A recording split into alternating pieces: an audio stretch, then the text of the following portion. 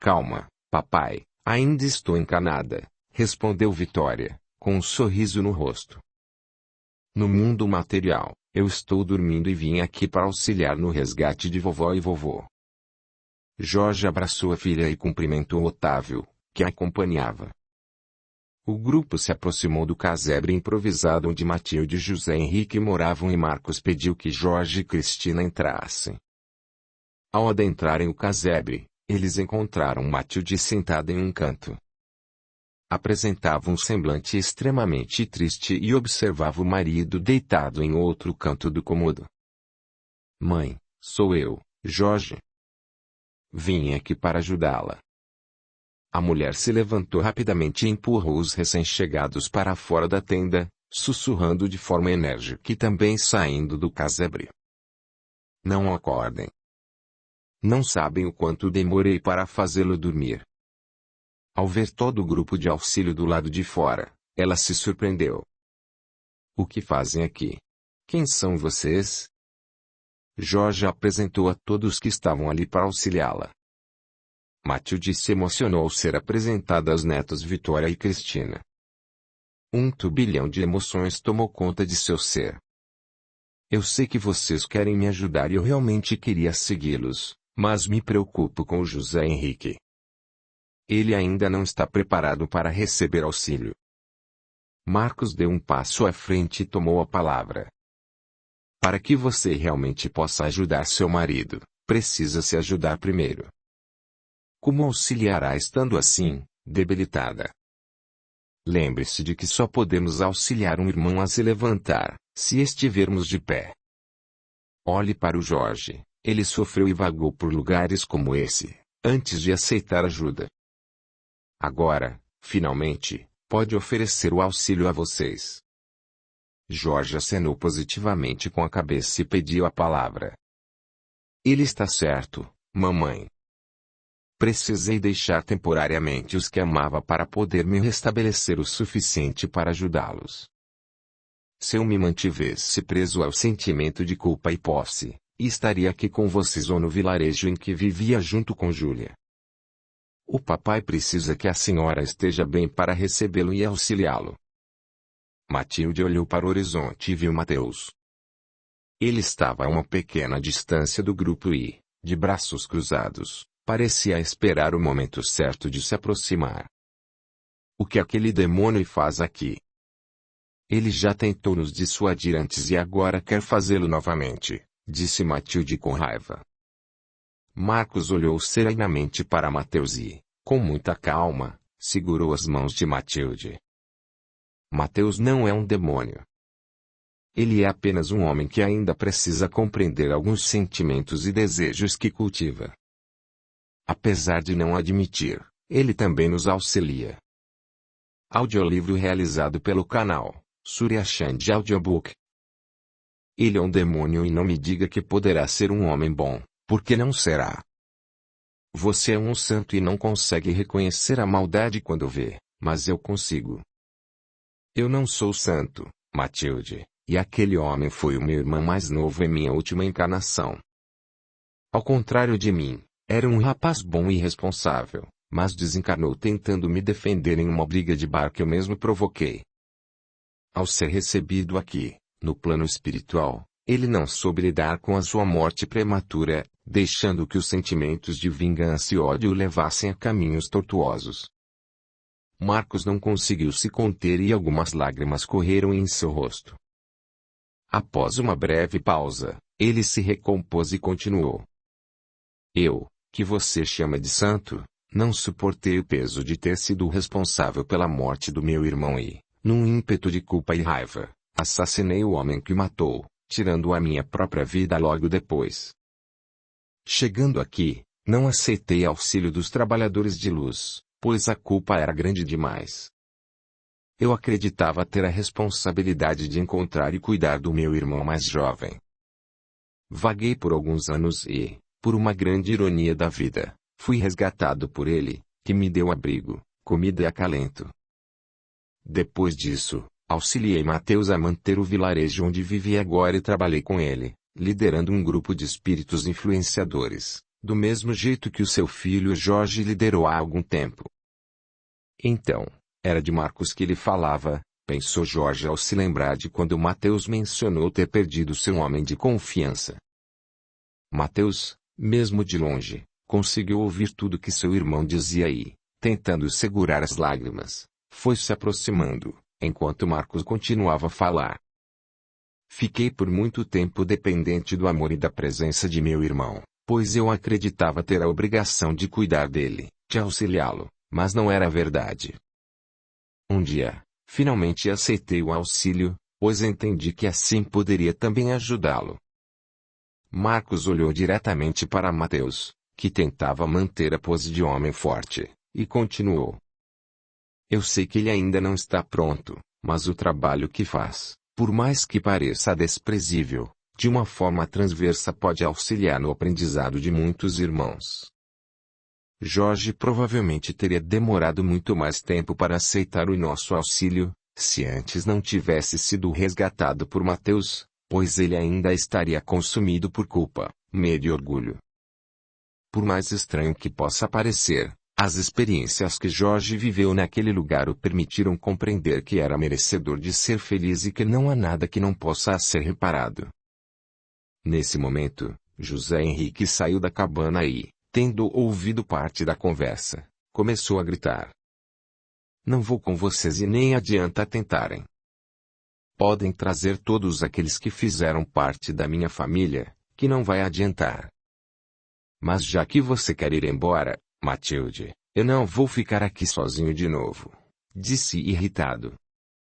Se querem que eu saia daqui, tudo bem, eu saio, mas não com vocês.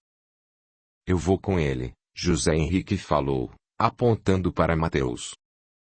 Matilde olhou aborrecida para Marcos, mas ele repousou a mão sobre o seu ombro e sussurrou. Eu já previa que ele aceitaria a ajuda de Mateus. É por isso que meu irmão está aqui. Mas saiba que quando ele quiser nossa ajuda, bastará nos chamar. José Henrique não aceitou se despedir de ninguém e seguiu com Mateus, enquanto os demais partiram em direção ao hospital, onde se encontraram com Amélia e Júlia. Chegando ao hospital, Matilde recebeu os primeiros socorros, foi higienizada, alimentada e encaminhada para um quarto onde pôde descansar. Jorge e Amélia mataram um pouco da saudade que sentiam de Vitória que, logo depois, foi levada por Otávio de volta para casa, pois já estava para amanhecer. Antes de voltarem ao trabalho, Cristina olhou para Marcos e o questionou. Será que vai demorar muito para ele aceitar o auxílio? Seu avô José Henrique. Não, e falo de seu irmão Mateus. Não sei, minha querida, mas o dia que isso acontecer, será o mais feliz de minha vida. Marcos sabia que, como todos os irmãos que habitam as zonas de refazimento, mais cedo ou mais tarde Mateus aceitaria o auxílio. Mesmo que demore muito, um dia todos compreendem que a culpa e o ressentimento só nos trazem mais dor e sofrimento. Marcos e Cristina se reencontraram com Gustavo e com os demais integrantes do grupo de resgate e voltaram ao trabalho. Nota: a jornada que levou Mateus até a sua posição como líder do vilarejo, bem como as experiências que o permitiram enxergar um futuro diferente, serão descritas em um próximo livro. Capítulo 18. Tempo de curar. Algum tempo após seu resgate, Matilde já se encontrava bem melhor e o processo de recuperação seguia de forma acelerada. Ela já conseguia compreender de forma mais clara que todos fazemos escolhas e que não devemos nos culpar pelas escolhas daqueles que amamos, pois em tudo há aprendizado. Antes disso, Júlia deixou o hospital, dando continuidade ao seu tratamento em um educandário, localizado em uma cidade intermediária próxima. Nesse local, ela participava de grupos de apoio e também auxiliava no cuidado oferecido às crianças menores. Apesar de não ser mais um interno, Jorge permaneceu no hospital, a trabalho. Ele continuava auxiliando na limpeza e nos cuidados com os jardins, além de fazer alguns serviços internos de auxílio aos pacientes da enfermaria. Certa noite, Jorge chegou para o seu turno de auxílio na enfermaria, local onde os irmãos trazidos pelos diversos grupos de resgate recebiam os primeiros atendimentos, mas, ao tentar entrar, foi impedido por Gertrudes, chefe da enfermaria. Ela era uma senhora que mantinha a aparência de seus 70 anos, com a pele enrugada, grandes óculos arredondados e cabelos grisalhos. Mesmo sendo doce e carinhosa como pessoa, Gertrudes fazia questão de manter a disciplina e a ordem em seu local de trabalho, principalmente quando lidava com os novatos. Segundo ela, os trabalhadores, especialmente os socorristas e os atendentes de prontos socorros, tinham de ser fortes e disciplinados. Afinal de contas, ver a dor lancinante de irmãos queridos não era para qualquer um. Ao ser impedido de entrar na enfermaria, Jorge ficou confuso e a questionou. O que houve? Por que não posso entrar? Já deu a hora do meu turno de auxílio. Seus serviços não serão necessários aqui hoje. Procure a irmã Lourdes e ela o encaminhará para outros afazeres. Jorge desconfiou que Gertrudes não quisesse que ele visse algo e insistiu. O que houve? Quem está aí? Já estou bem recuperado e aguento ajudar quem quer que seja. Não seja presunçoso, Jorge. Em primeiro lugar, como pode ter certeza de que já está pronto para atender a qualquer um? Em segundo lugar, quem disse que estou impedindo a sua entrada apenas para protegê-lo? Eu também devo proteger os pacientes. Gertrudes fechou a porta e ele ficou sem entender nada. Nesse momento, Ana chegou e esclareceu o que estava acontecendo. Querido, não se incomode com as palavras de Gertrudes. Você sabe que ela é assim mesmo.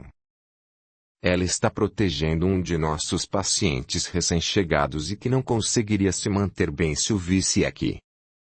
Quem é o recém-chegado? Confio em seu discernimento e compreensão para lidar com o assunto e, só por isso, responderei a sua pergunta. Entretanto, preciso que você entenda que cada um é dono de seu caminho e que a culpa não é necessária. Você está me assustando. De quem se trata? Molinário acaba de ser recebido em nosso pronto-socorro. Ele foi trazido em condições muito ruins e precisa de todo o auxílio. Quem é Molinário? Este nome não me é familiar.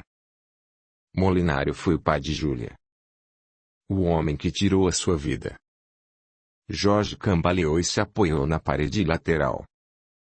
Ele já havia se esquecido de como tinha sido trágico seu desencarne e, por um breve momento, se desestabilizou. Começou a lembrar das dores de ser baleado e Ana o segurou, ajudando-o a sentar-se. Você precisa superar isso. O que fizeram está no passado e vocês já sofreram bastante. Eu superei e não sinto rancor ou ódio por este homem, Jorge falou. Mesmo antes de morrer, compreendi a atitude tomada por ele. Acho até que eu queria morrer daquele jeito por acreditar que merecia. O rancor que sinto não é por ele, é por mim. Alimentar a culpa não alterará as escolhas que fez no passado, apenas trará sofrimento desnecessário. Não se prenda ao que fez, trabalhe no que pode ser feito agora. Eu sei, mas é difícil não me sentir mal com tudo isso. Você precisa se responsabilizar pelo que fez e não se culpar. A responsabilidade lhe traz a possibilidade de aprender e melhorar-se, enquanto a culpa só gera mais sofrimento. Além disso, lembre-se de que não é porque você já foi atendido e aceitou o auxílio, que não corre o risco de cair novamente. O bom Jesus já dizia: vigiai e orai. E por que não posso vê-lo? Porque ele se culpa por tudo o que lhe fez. Ao contrário de você, à época, Molinário era um homem religioso e temente a Deus. Ele agiu daquela forma em um momento de fraqueza. Dias após ter lhe tirado a vida, ele não suportou o peso em sua alma e cometeu suicídio. Chegando aqui, ele, como você, acreditava merecer o inferno, mas o inferno que ele criou para si foi muito pior do que aquele em que você viveu. Encontrar com você agora pode trazer toda esta culpa de volta. É por isso que o manteremos isolado, pelo menos por enquanto. Na hora certa, vocês se acertarão. Já que não poderia trabalhar na enfermaria naquela noite, Jorge decidiu cuidar do jardim interno do hospital. Com a intenção de cuidar das plantas, sentou-se em uma pequena pedra, mas, entre uma rosa e outra, começou a pensar na situação de Molinário, lembrando-se de que ele também havia tirado muitas vidas. Jorge sempre se culpou pelas meninas e mulheres das quais abusara, mas, até aquele momento, não havia realmente pensado nos homens que matara. Quando encarnado, era um homem violento e acreditava estar acima do bem e do mal. Até o dia de seu desencarne, ele era responsável pela morte de 5 homens, a maioria por desavenças sem sentido. Qualquer um que batesse de frente com ele corria o risco de sentir o poder de sua fúria. Inebriado por seus pensamentos, Jorge começou a sentir uma brisa gelada e ouviu a voz de Marcos ao seu lado. Tem certeza de que quer fazer isto? Fazer o quê? Nesse momento, Jorge olhou para os lados e percebeu que não estava mais dentro das instalações do hospital. Estava em um terreno escuro e sombrio, com árvores tortas e secas. Um local muito semelhante àquele em que vivera antes de se unir a Mateus. Seus pensamentos o afastaram do hospital e lhe trouxeram para este lugar. Tem certeza de que quer continuar fazendo isso? Marcos perguntou novamente, enquanto se sentava ao lado de Jorge. Não, eu não quero ficar aqui. Nem havia percebido que não estava mais no hospital.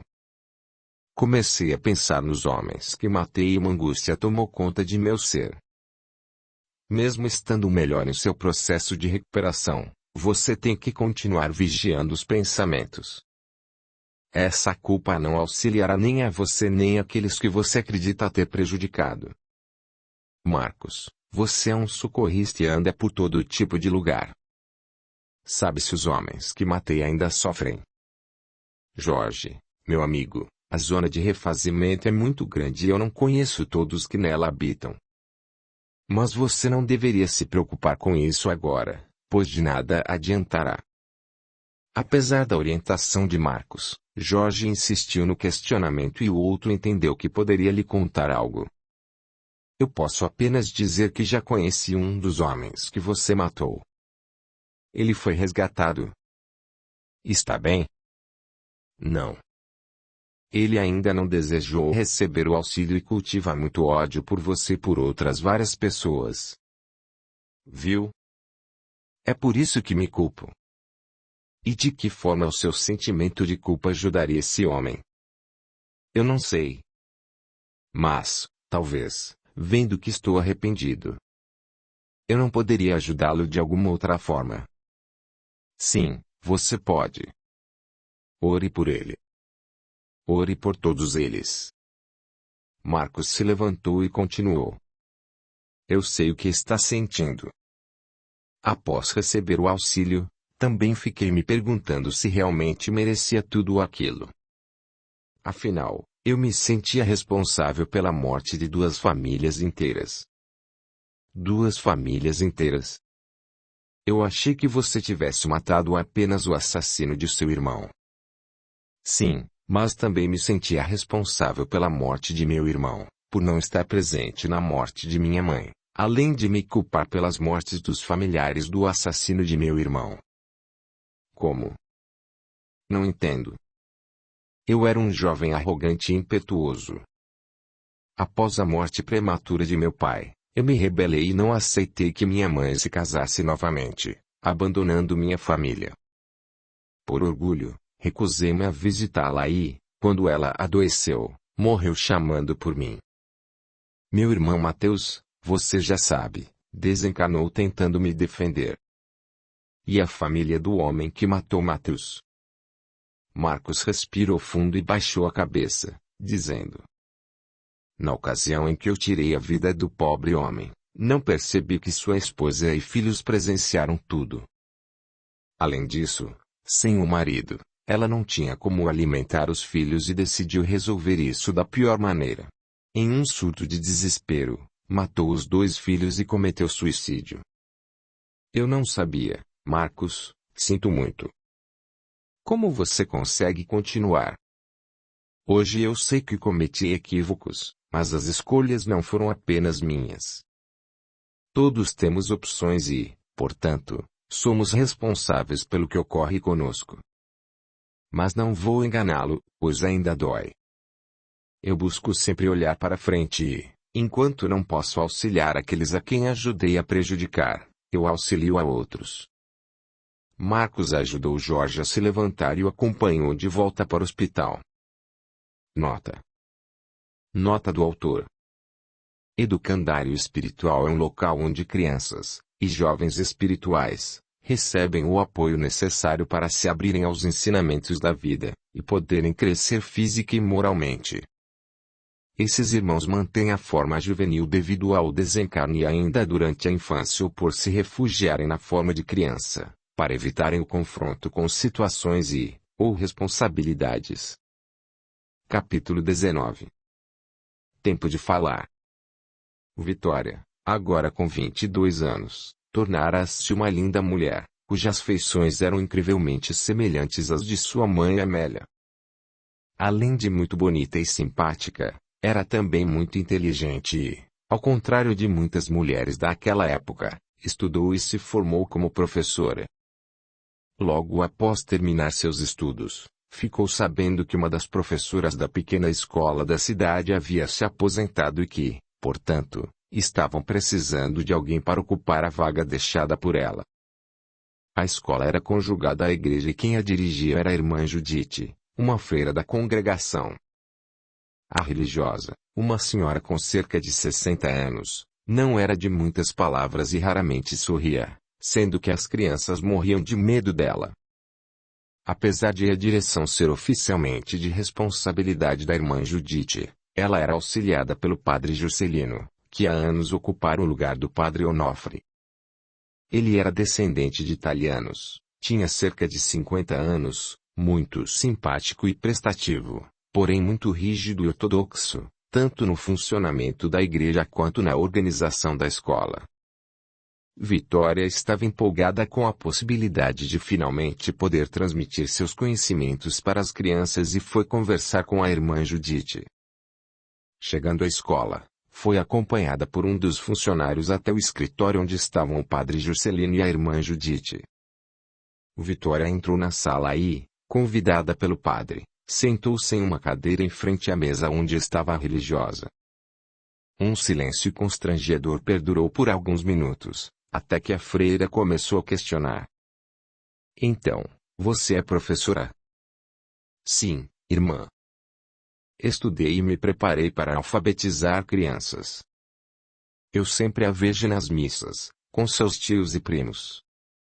Ainda mora na fazenda com eles, não é mesmo?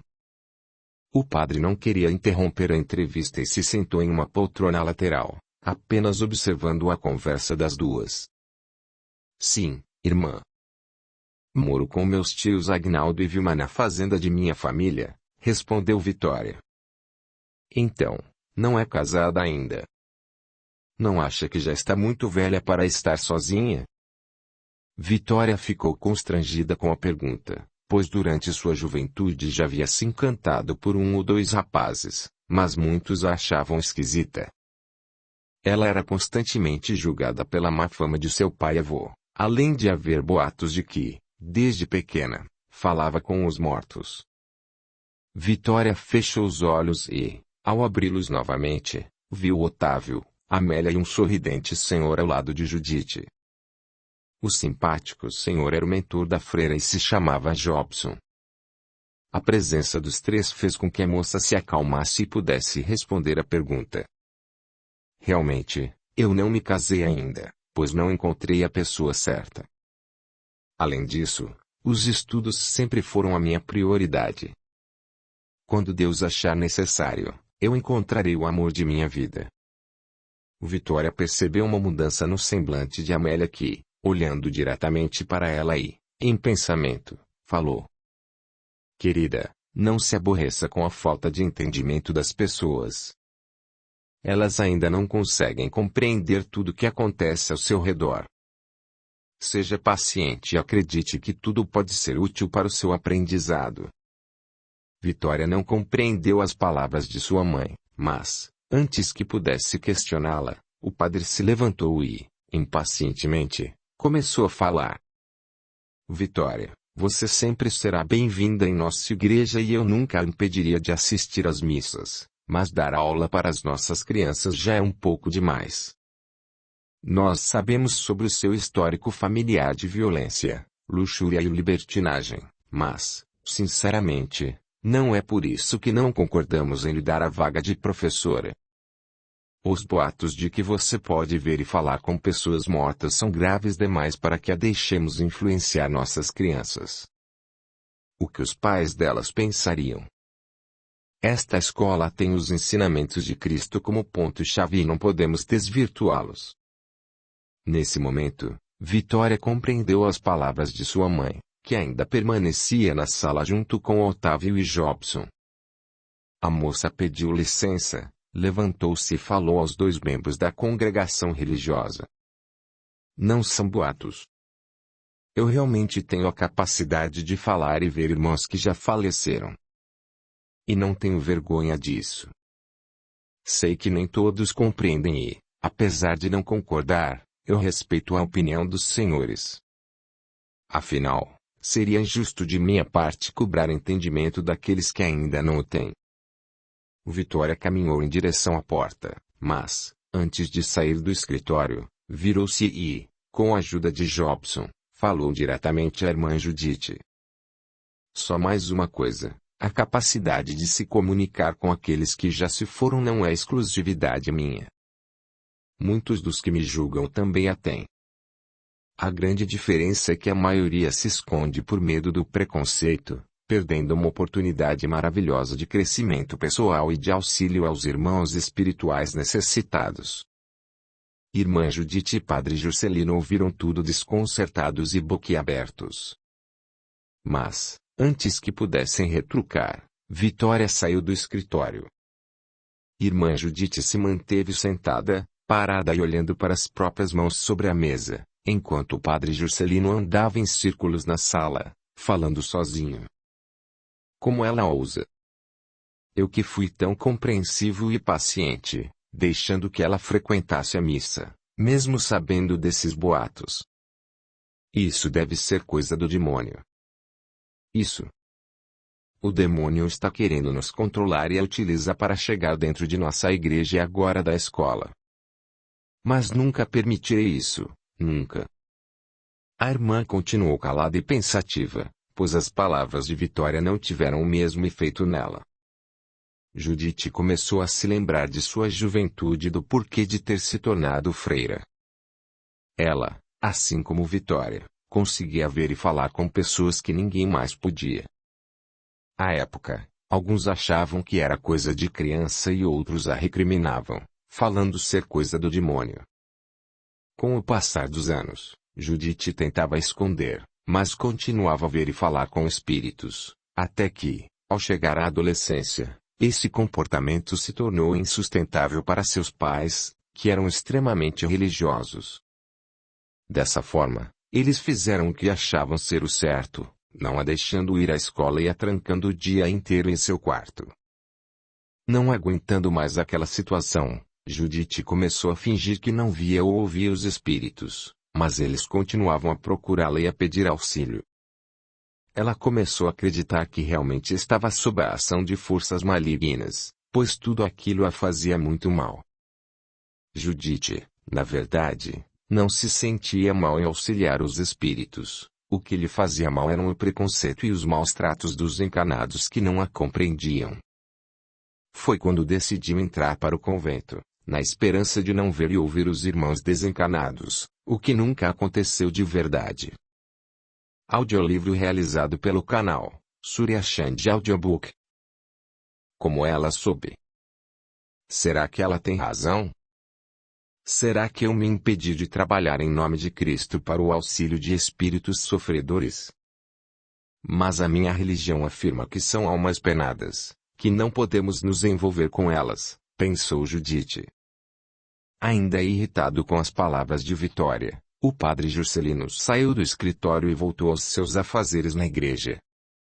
Judite, no entanto, nem percebeu a saída dele e continuou tomada por lembranças e pensamentos, como se estivesse em transe. Amélia e Jobson se aproximaram da religiosa, emanando energias de reconstrução e tranquilidade. E Judite, que estava com os olhos fechados, começou a ter uma sensação estranha de não estar sozinha. Ao abrir os olhos, viu um senhor idoso, negro, de cabelos brancos e barba cheia, olhar sereno e um sorriso contagiante. Jobson? É você? Perguntou a freira. Lembro-me de você, mas faz muitos anos e você continua igual. Cara Judite, ainda que não me visse, eu estava ao seu lado por todos esses anos. Senti falta de nossas conversas, mas sempre pressenti sua presença. Isso realmente não pode ser coisa do demônio. Como ele seria capaz de enviar alguém tão bom e amoroso como você? Jobson deu uma gargalhada rouca e voltou a falar. Demônio. Minha querida. Assim como você, eu sou um trabalhador em Cristo. Demônios não existem. O que existe são apenas espíritos precisando de entendimento e de conforto, espíritos como aqueles que você auxiliava durante sua juventude. Judite olhou para o lado e viu a bela Amélia, que lhe sorria. Quem é essa mulher, Jobson? Não a reconhece? É Amélia, mãe da Vitória nesta última reencarnação. Judite havia conhecido Amélia quando ela, antes de se casar com Jorge, fazia trabalhos de caridade na igreja com o padre Onofre. Amélia, é você. Perdoe-me pela forma como falei com sua filha. Eu queria muito ajudá-la, mas não posso contrariar o padre Juscelino ou acabarei como Onofre, que fui obrigado a se desligar da igreja. Amo o que faço e não gostaria de ter de abandonar o meu hábito. Não se preocupe, Vitória sabe que não fez por mal. Nós não queremos que se prejudique e, muito menos, que tenha de se retirar de seu posto, onde faz um trabalho maravilhoso. Se for de sua vontade, você encontrará uma forma de auxiliar Vitória sem se indispor com o padre Juscelino, disse Amélia. Jobson e Amélia se despediram de Judite e prometeram voltar a visitá-la, caso ela assim desejasse. Vendo-os partir, Judite ajoelhou em frente ao oratório e falou num tom de desespero. Meu Deus, acho que estou enlouquecendo. De novo. Capítulo 20. Tempo de guardar. Era uma linda manhã de domingo e Vitória estava trabalhando no jardim em frente à varanda de sua casa. Desde o acontecido na escola, padre Juscelino exigiu que ela não frequentasse mais a igreja. Ele permitiu que o resto da família fosse às missas, mas a moça não poderia colocar os pés na igreja nem na escola. Vitória estava colhendo algumas rosas, quando observou uma charrete se aproximando. Retirou as luvas e foi recepcionar seus visitantes, surpreendendo-se ao ver irmã Judite descer do transporte. Que bom vê-la, irmã. Fico surpresa em receber sua visita, mas receio que tenha perdido a viagem, pois meus tios e primos foram à missa. Estou sozinha em casa. Não há problema, pois eu vim falar com você mesma. Vitória convidou Judite para entrar e indicou o sofá da sala para que se sentasse. Pediu aos empregados que dessem água ao cavalo e que levassem lanche ao cocheiro e seu ajudante. Na sala de estar, Vitória ofereceu um café e biscoitos à irmã Judite, que não recusou e comeu até lamber as pontas dos dedos. Querida Vitória, os biscoitinhos estão uma delícia, mas não foi para isso que eu vim aqui. Acredito que seja algo sério, irmã Judite, pois a senhora nunca falta a uma missa de domingo. Sim, realmente é a primeira missa de domingo que falto desde que me tornei freira. Mas eu precisava falar a sós com você. Judite contou sobre a forma como havia se tornado freira e sobre a visita de Jobson e Amélia naquele dia, na escola. A jovem ficou maravilhada ao saber da mediunidade aflorada da religiosa e extremamente extasiada ao saber que ela havia conversado com sua mãe. Após respirar fundo, Judite fez uma pergunta. Você quer mesmo lecionar, Vitória? É o que mais quero, irmã. Sempre sonhei em levar o conhecimento aos que não o têm. Adoraria trabalhar com as crianças para que elas tenham algum futuro. Bem, não posso contrariar o padre Juscelino, mas sua família tem recursos financeiros para realizar os seus sonhos. Infelizmente, não há como trabalhar com as crianças da escola, mas existe um público que precisa muito mais da sua dedicação e amor. Os adultos analfabetos. Nunca é tarde para construir uma vida melhor e, sem o estudo, esses jovens adultos se veem desprovidos de oportunidades.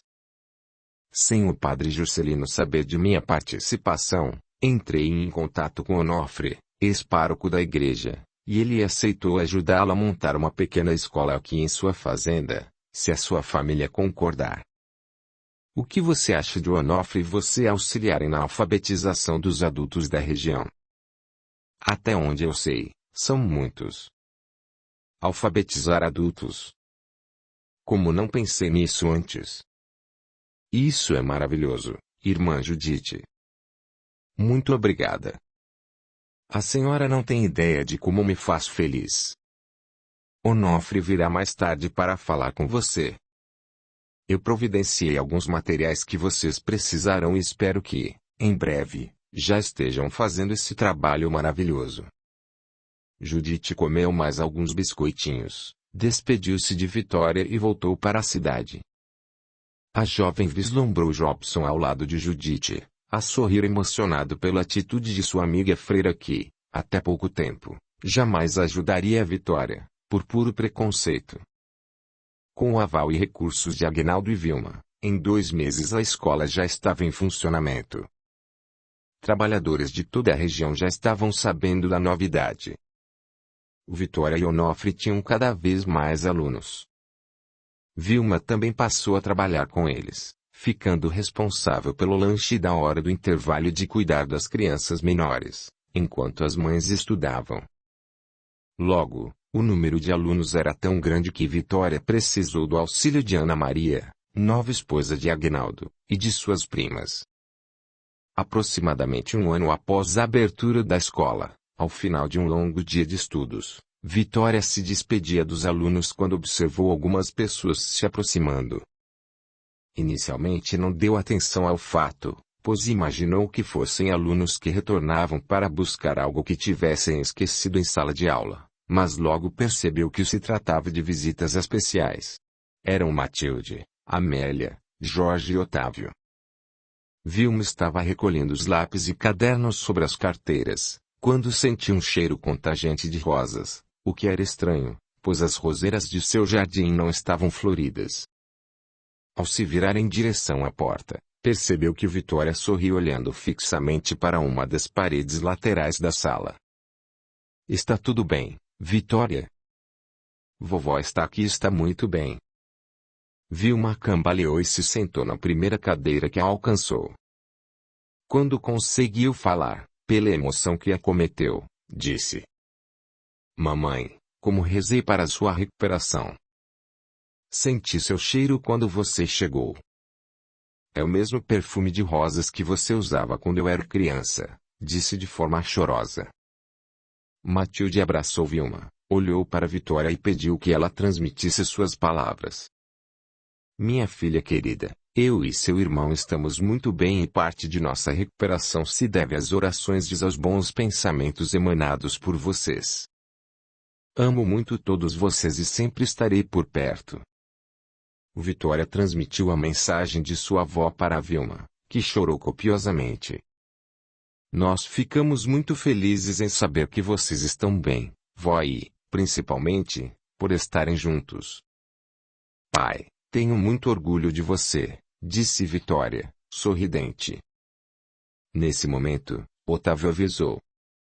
Não podemos nos demorar. Esta visita foi permitida para que pudessem matar um pouco a saudade. Vocês têm apenas mais alguns minutos para conversarem. Matilde, Amélia e Jorge conversaram mais um pouco com Vitória, que transmitia a cada informação para Vilma. Após se despedirem de seus amores desencanados, Vilma e Vitória seguiram alegremente de volta para casa, onde encontraram Aguinaldo sentado na cadeira de balanço da varanda. Elas falaram sobre o acontecido, mas, como já era esperado, ele se manteve cético, não acreditando em nada do que ouviu. Capítulo 21. Tempo de paz. Em uma manhã ensolarada de sábado, Jorge trabalhava em uma das enfermarias do hospital, auxiliando na higienização e primeiros socorros dos irmãos espirituais recém-resgatados. Finalizava os cuidados a um senhor bem idoso, quando uma jovem foi trazida de maca para ser tratada. Ela se contorcia de dor e esfregava as mãos nos braços, o que piorava cada vez mais os ferimentos abertos. Joaquim e Eduardo, dois enfermeiros que trabalhavam com Gertrudes, tentavam contê-la, mas a dor parecia insuportável. Beatriz, uma das enfermeiras que trabalhavam no hospital, leu o prontuário da jovem e comentou com Jorge: "Pobre moça. Mesmo desencanada, ainda alimenta as feridas causadas por sua morte. Eu sei bem o que é isso. Por anos senti as dores lancinantes do tiro que levei", disse Jorge, passando a mão no peito. "Não sei se posso perguntar, mas que tipo de desencarne causaria tantos ferimentos?" "Ela cometeu suicídio, jogando-se em um precipício." Como os enfermeiros não conseguiam auxiliar a jovem recém-chegada de forma eficiente devido à sua inquietação, Gertrudes se aproximou e, em oração, colocou a mão sobre a fronte dela. A moça foi se acalmando e, após alguns segundos, entrou em sono profundo. "Venham, Joaquim e Eduardo, agora vocês podem iniciar o tratamento com os passes magnéticos de forma mais tranquila", orientou Gertrudes, afastando-se da maca onde a jovem repousava. Mesmo não sendo tão novato nos trabalhos de auxílio, Jorge ficou admirado com o auxílio oferecido àquela jovem senhora e, sem perceber a aproximação de Gertrudes, dizia para si mesmo em voz alta: "Meu Deus! Qual deveria ser meu estado quando fui recebido neste hospital pela primeira vez? Você também nos deu um pouco de trabalho, mas tudo vale a pena quando trabalhamos em nome de nosso Mestre Jesus", disse Gertrudes com um sorriso. "Agora eu preciso que me faça um favor. Procure Marcos e diga a ele que precisamos de seu auxílio aqui na enfermaria. Eu sei que ele chegou ao instituto agora há pouco, trazendo um grupo de irmãos resgatados, e que neste momento deve estar no Jardim Central, pois é lá que ele costuma repousar após uma longa jornada à zona de refazimento." Feliz em ser útil, Jorge prontamente se direcionou até o Jardim Central, onde encontrou Marcos aconselhando um dos internos do instituto. "Bom dia, Marcos. Desculpe atrapalhar seu repouso", disse aproximando-se, encabulado por interromper a conversa. "Bom dia, Jorge. Não se incomode, pois meu repouso é o trabalho." "Do que precisa?" "Gertrudes pediu que você a procurasse na enfermaria." Marcos se despediu educadamente do interno com quem conversava e, acompanhado de Jorge, seguiu em direção à enfermaria, onde foram recebidos por Gertrudes. "Caro Marcos, nós precisamos de sua ajuda com uma irmã recém-chegada ao instituto", ela explicou com um tom de cautela e carinho. "Claro, Gertrudes, eu ajudarei com muito prazer." "O que posso fazer?" prontificou-se Marcos. "Fico muito feliz com sua dedicação, mas, antes, preciso que saiba que se trata de alguém que fez parte de sua última encarnação." "De quem se trata?" questionou Marcos com um ar apreensivo. "A irmã que precisa de seu auxílio é Maria, esposa do homem que antecipou o desencarne de seu irmão." Marcos permaneceu em silêncio por alguns minutos e, com voz trêmula, questionou: Você realmente acha que eu poderia ajudá-la? Justamente eu. Você sabe que fui eu quem tirou a vida do marido dela, não sabe? Bom, eu não pediria o seu auxílio se não acreditasse que isso realmente é útil, tanto para a nossa irmã Maria quanto para você. Além disso, de acordo com o relatório que recebi sobre Maria, ela não o culpa pelo acontecido. Um tempo depois de seu desencarne, Maria ficou sabendo das circunstâncias sobre a morte de Edgar, mas, apesar de ter lhe perdoado, não consegue se perdoar pelo que fez aos próprios filhos. Eu sei que esse tipo de intervenção não é comum, mas fique tranquilo, pois sabemos o que estamos fazendo. Após um aceno positivo por parte de Marcos, Gertrudes sorriu e se retirou, deixando-o em companhia de Jorge. Marcos, eu nem sei o que dizer. Você vai auxiliá-la? Questionou Jorge, admirado com o que acabara de ouvir. Claro. Isso é o mínimo que posso fazer depois de todo o sofrimento que Maria alimentou por tantos anos. Mas, pelas minhas contas, eu achei que você e todas as pessoas relacionadas à sua última vida no plano físico já tivessem desencarnado há muitos anos. Sim, realmente se passaram muitas décadas. Nossa! E Maria demorou todo esse tempo para pedir ajuda? Sim. Existem pessoas que ficam muito mais tempo do que ela. Enquanto não aceitam auxílio, nós temos de respeitar seu livre-arbítrio. Não podemos obrigar ninguém a ser auxiliado. E eu que acreditava ser o teimoso. Agora estou achando que fui rápido ao aceitar ajuda. Cada um tem seu tempo. Você demorou alguns anos, algumas pessoas demoram décadas, outros, como Amélia e Cristina, nem chegam a permanecer nas zonas de refazimento. A enfermeira Beatriz se aproximou silenciosamente e entregou o prontuário de Maria nas mãos de Marcos que, emocionado, direcionou-se à maca onde ela estava e olhou caridosamente para aquela jovem magra, despenteada e ferida. Após ler rapidamente o prontuário, segurou a mão dela, que havia acabado de despertar e, calmamente, começou a conversar. Bom dia, Maria. Eu me chamo Marcos e estou aqui para auxiliá-la. Você já aceitou a ajuda e chegou até aqui. Agora nos permita aliviar a sua dor. Por favor, não me machuquem. Sei que o que fiz foi errado, mas achei que estava fazendo o certo. Pensei que não seria capaz de alimentar os meus filhos e que eles morreriam de fome, ela disse aos prantos. Acalme-se, Maria. Ninguém vai lhe machucar. Como eu acabei de dizer, nós estamos aqui para auxiliá-la. Ninguém está julgando-a pelo que fez, a não ser você mesma. Muito tempo já se passou desde que tudo isso aconteceu. Mas eu deveria ter tentado mais, deveria ter persistido. Depois de tudo que você passou, eu compreendo a sua dor. Entretanto, a culpa só lhe trará mais sofrimento. O que você fez não pode ser alterado, mas o que realmente importa é o que fará a partir de agora.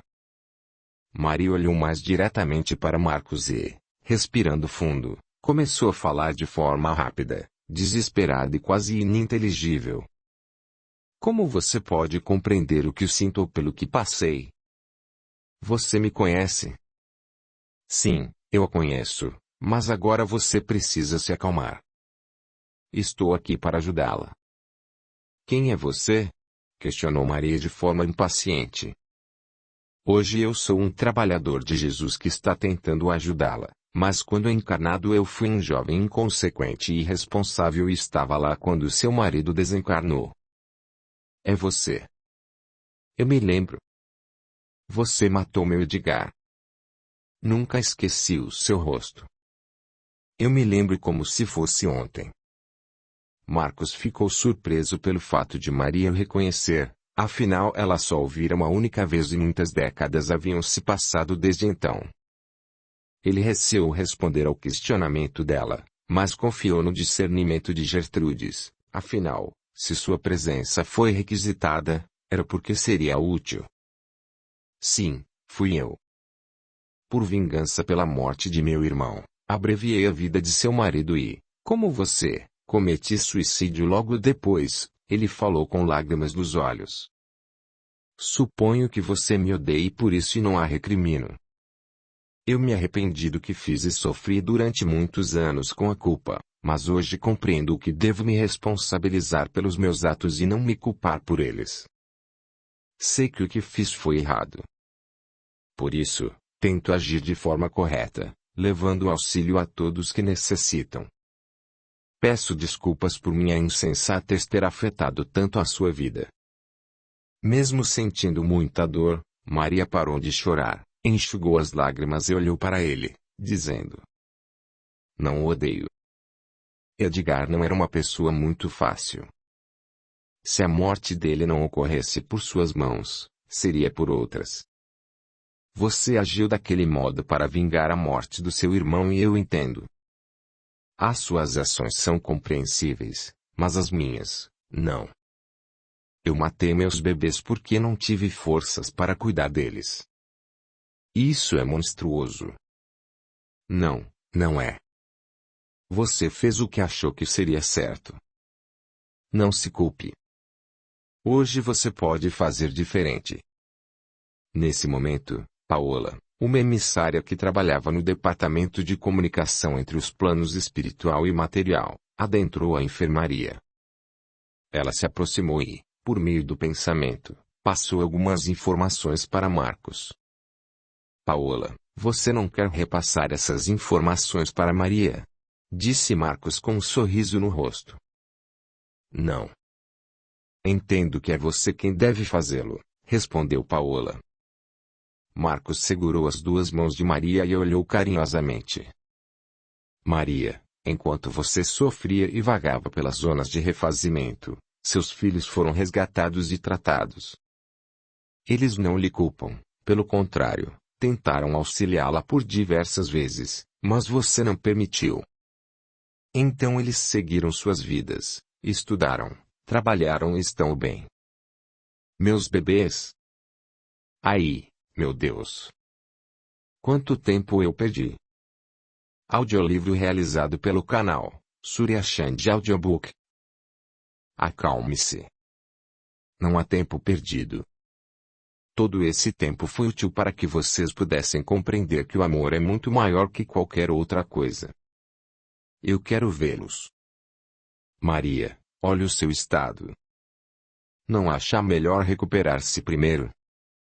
Se você aceitar permanecer aqui e receber auxílio, em breve terá notícias deles. Quando? Isso dependerá de você e de sua recuperação. Não podemos levá-la até eles agora, pois seria prejudicial a eles e a você mesma. Aceito qualquer coisa se, com isso, eu puder vê-los. Eu vou melhorar o mais rápido possível. Calma. Sem pressa. Tudo a seu tempo. Agora você precisa permitir que nossos amigos a auxiliem. Sorrindo, Marcos se despediu de Maria beijando-lhe a testa. Beatriz se aproximou dela e, com a ajuda de outro enfermeiro, iniciou o tratamento de suas feridas, enquanto Marcos se direcionou à porta da enfermaria, de onde Jorge observava. Nossa! Por essa eu não esperava. O remorso que Maria sente é tão grande que ela realmente não lhe culpa pela morte do marido, disse Jorge. Não lhe lembra alguém? Verdade. Eu fiz o mesmo que ela. Mas e o Edgar? Ele já foi resgatado. Infelizmente, não, mas eu rezo por ele todos os dias. Isso é uma pena. Sim, mas hoje foi um dia muito feliz para mim e me dá esperanças de que logo ele aceitará ajuda. Porque ela não pode ver os filhos agora. Isso não a ajudaria a melhorar-se. Não, pois os filhos dela realmente estão bem, mas já reencarnaram. Ver os filhos sob os cuidados de outras mães pode trazer desarmonia para ela. Já vimos situações semelhantes acontecerem algumas vezes. Jorge se entusiasmou com a melhora de Maria e, depois de se despedir de Marcos, seguiu até Gertrudes. Bom dia, Gertrudes. Poderia falar com você por um minuto? Bom dia, Jorge. Sei o que quer e acho que vou autorizá-lo, disse ela, sorrindo. Como sabe o que quero? Anda lendo meus pensamentos. Não é preciso ler seus pensamentos, basta ler suas atitudes e expressões. Você quer visitar o Sr. Molinário, não é? Sim, é isso mesmo. Gertrudes pediu que Jorge a seguisse e o levou até um dos quartos de recuperação. Ela bateu à porta e, após ouvir uma resposta positiva, os dois adentraram o quarto. Em pensamento, Jorge ensaiava o que dizer, mas antes que pudesse abrir a boca, foi surpreendido por Molinário que, em pé, olhando pela janela, falou. Graças a Deus. Finalmente você veio. Nossa! Por essa recepção eu não esperava. Há muito tempo que eu queria conversar com você, mas tinha medo da sua reação. No início, eu realmente não queria vê-lo. Doía-me muito enfrentar a realidade de que eu tinha sido capaz de matar alguém. Mas depois que recebi a visita de Júlia e Cristina, decidi que já era hora de me desculpar com você. Elas estão muito bem, não é? Fico feliz que você esteja recuperado e que já tenha recebido a visita de sua filha e neta. Em relação às desculpas, não se preocupe, pois eu o perdoei antes mesmo de desencarnar. Não sei se você se lembra, mas não o culpei pela decisão que tomou, já que eu teria feito o mesmo, ou pior. Para a surpresa de Jorge, Molinário avançou em sua direção e o abraçou. Aliviado, ele retribuiu ao abraço, enquanto Gertrudes sorria comovida com a cena. Capítulo 22. Tempo de edificar. Passados mais alguns anos, Jorge e Amélia caminhavam pelo jardim do hospital, enquanto conversavam sobre os caminhos seguidos por seus familiares. Vitória, que estava prestes a dar à luz o segundo filho, havia encontrado seu grande amor entre os alunos de sua escola, um bondoso rapaz, filho de um dos trabalhadores da fazenda. Com a ajuda das filhas de Agnaldo, ela mantinha sua dedicação ao ensino, enquanto Vilma, que não teve filhos, passou a administrar a propriedade ao lado de alguns de seus sobrinhos, filhos de Lúcia, Maura, Maria e Agnaldo. Este havia desencarnado há cerca de 2 anos e, infelizmente, ainda não havia aceitado o auxílio, pois se prendia aos ciúmes que sentia da segunda esposa, que se casou novamente pouco depois de ter enviuvado. Diferente de Agnaldo, os pais de Amélia aceitaram bem seu desencarno e já estavam trabalhando no hospital de um posto de socorro situado um pouco longe dali, no Umbral. Onofre desencarnou tranquilo, numa linda manhã de domingo, descansando em sua varanda. Chegando ao plano espiritual, foi acolhido por amigos, antigos alunos e fiéis de sua igreja, que tinham partido antes dele. Quando pôde, começou a trabalhar junto com Matilde em um grupo de resgate, semelhante àquele em que Marcos e Cristina trabalhavam. Jorge e Amélia estavam conversando alegremente, quando Ana se aproximou e os interrompeu. Jorge, irmãos da colônia mandaram uma mensagem para você. O seu processo de planejamento reencarnatório será iniciado. Já?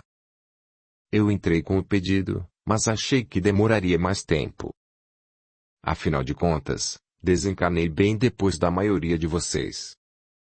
Só faz 25 anos que deixei o corpo físico. Sim, meu querido, mas o tempo é relativo. Eles não decidem quem reencarnará pelo tempo de desencarne, e sim pela vontade e necessidade de cada um. Reencarnar não é um prêmio nem uma punição, mas uma oportunidade de crescimento.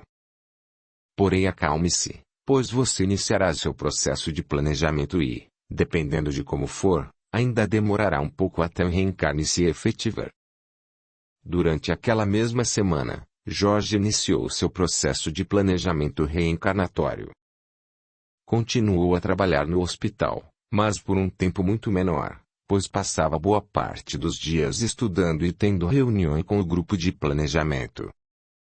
Os estudos e reuniões geralmente ocorriam na colônia, a qual era consideravelmente maior e tecnologicamente mais desenvolvida do que a cidade em que ele vivia. Na colônia, havia grandes prédios pertencentes aos ministérios, entre eles o do Ministério do Planejamento, local em que geralmente ocorriam as reuniões sobre o seu planejamento reencarnatório. Já os estudos eram feitos em outros prédios, dependendo do assunto abordado. Nessas reuniões, Jorge conheceu Patrício, seu instrutor durante o planejamento, e Valdir, o guia espiritual que havia sido escolhido como seu mentor para a nova reencarnação. A indicação de Valdir como mentor de Jorge fora feita por Ana, que estava comprometida como mentora de Joaquim, primogênito de Vitória. Patrício, Valdir e alguns outros membros da equipe de planejamento aconselhavam Jorge sobre o que ele deveria priorizar em sua nova jornada e quais ferramentas seriam mais úteis para o seu crescimento. Vários aspectos do reencarne dele já haviam sido planejados, como, por exemplo, a família que o receberia. Ao contrário da reencarnação anterior, ele nasceria em um lar pobre, na tentativa de trabalhar sua humildade. Em uma das reuniões, toda a equipe se encontrava ao redor de uma mesa quando Jorge os surpreendeu, colocando um questionamento em pauta. Posso reencarnar como mulher? Valdir, que estava sentado ao lado dele, sorriu e respondeu. Acredito que reencarnar como mulher não será um problema, pois espiritualmente nós não temos um sexo definido, apenas mantemos a imagem de nossa última reencarnação. Mas até onde eu sei, não só nesta última vida, mas em várias vidas anteriores, você se recusou a reencarnar como mulher. Eu imagino que sim, pois, no fundo, um dos meus grandes obstáculos a ser vencido sempre foi o machismo e o sentimento de superioridade, observou Jorge. Sim, por vidas seguidas você vem tentando trabalhar o respeito para com o próximo, mas nem sempre com total sucesso. É por isso que eu quero reencarnar como mulher. Preciso vencer os desejos lascivos que tomaram conta de mim na última reencarnação. Além disso, eu quero me redimir por tudo que fiz, por ter subjugado as pessoas à minha volta, principalmente as mulheres. Patrício, que também ficara surpreso com o pedido de Jorge, respondeu sorridente. Sim, Jorge, você pode reencarnar como mulher. Mas só para compreender melhor suas motivações, como você acha que nascer no sexo feminino poderá auxiliá-lo? Acredito que assim darei mais valor a mulheres e isso, talvez, evite que eu caia novamente na tentação de dar vazão aos meus desejos carnais moralmente inadequados. Eu fico feliz que pense assim, pois há muito tempo você luta contra esses desejos. Em seu último planejamento reencarnatório, você tinha medo de não ser compreendido e ter dificuldades de lidar sozinho com esses sentimentos. Por isso, concordamos que reencarnasse na mesma família de Tiago, um grande amigo seu que possuía tendências semelhantes. Assim, você e Tiago, que na última reencarnação foi batizado como José Henrique, buscavam juntos a mudança. Jorge pensou por uns segundos e questionou. Se eu e meu pai tínhamos o objetivo de nos auxiliar para vencer tais tendências, significa que falhamos? Não, vocês não falharam. Lembre-se de que o crescimento é um processo gradual e, muitas vezes, lento. Você não se livrou dos sentimentos, mas lidou com eles de forma mais produtiva. Em sua última vida na matéria, foi a primeira vez que se arrependeu e tentou mudar, estando ainda encarnado. Geralmente você só se convencia de que estava equivocado após desencarnar. Esse foi um grande passo evolutivo. Patrício deu uma pequena pausa e, olhando diretamente para Jorge, continuou. Mas não se iluda, pois reencarnar como mulher não é garantia de que não cometerá os mesmos erros. Não são apenas os homens que apresentam tais tendências. Eu sei, mas quero tentar e sei que Valdir vai me ajudar nessa jornada. Valdir segurou firmemente a mão de Jorge, selando ali um acordo de confiança mútua, fé e esperança. Capítulo 23. Tempo de nascer de novo. Passados alguns anos desde o início de seu planejamento, na noite estrelada de um vilarejo nos arredores da capital mineira, Jorge retornou ao plano material, agora encarnado como Lara, uma linda menina de cabelos pretos e olhos castanhos. Lara era filha única de um casal de humildes agricultores, Almira e Antero, que moravam em um casebre de poucos recursos. Almira e Antero, avós paternos de Jorge em sua última reencarnação, esperavam ansiosamente pela oportunidade de completarem a família e, em desdobramento, já haviam concordado em receber Júlia como filha em um futuro próximo. No plano espiritual, os antigos amores de Jorge acompanhavam seu nascimento como Lara, rezando para que tudo desse certo. Lara tinha toda uma vida pela frente, cheia de desafios e obstáculos, mas, principalmente, cheia de oportunidades para crescer e se melhorar. O que é nascido da carne é carne, e o que é nascido do espírito é espírito. Não te maravilhes de te ter dito: necessário vos é nascer de novo. João 3, 6, 7. Fim. Se inscreva, e ative o sininho para receber as notificações de novos audiolivros. Comente, compartilhe, e deixe o seu gostei. A gratidão é o caminho da evolução. Torne-se membro do canal, e dê o seu apoio ao trabalho realizado com muito carinho para você. Este audiolivro representa uma contribuição do canal, Surya Chand Audiobook, para aqueles que necessitam, como é o caso dos deficientes visuais, e como forma de acesso e divulgação para todos. Lembre-se de valorizar e reconhecer o trabalho do autor, adquirindo suas obras. Venha para o nosso grupo no Telegram, e ouça audiolivros exclusivos que somente são postados lá. Veja o link na descrição do vídeo. Gratidão.